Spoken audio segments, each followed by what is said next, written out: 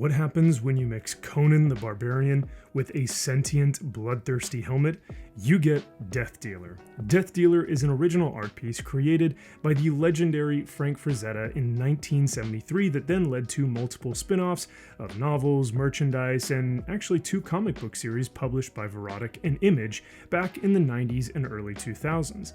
But this newest installment of Frazetta's fantasy world of Death Dealer comes to us from Opus Publishing, with collaboration from Frazetta's daughters, Holly and Sarah.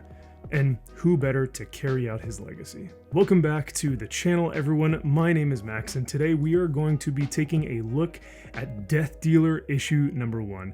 You know, I was originally just going to cover this one in one of those like YouTube shorts, but the max recording time is only like a minute, so here we are, full-on video. So this is issue 1 in what is meant to be the first in a much larger installment in a major launch of new related titles that are going to include Frazetta's most famous character creations.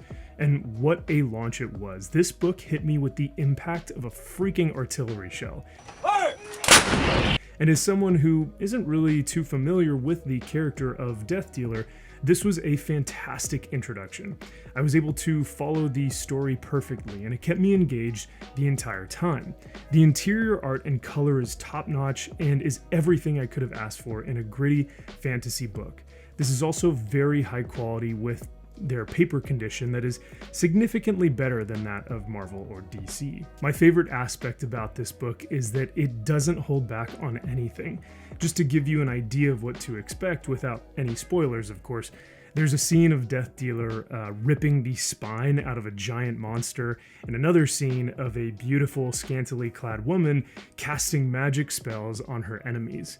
I also really love the internal monologue between Death Dealer and the helmet, because it's almost like this Eddie Brock and Venom symbiotic relationship where they are codependent on each other, sort of like a blessing and a curse. You also get a cover gallery in the back of this book, including cover A by Simeon Bianchi, cover B of the original Death Dealer art from Frank Frazetta himself, cover D by Dan Panosian, and cover E by Gabriel del Otto.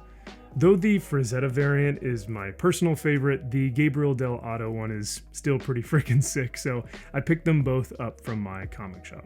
Every facet of this book is really spectacular and just a lot of fun. So overall, huge congrats and props to everyone involved in this comic, from the editors to the writers and artists.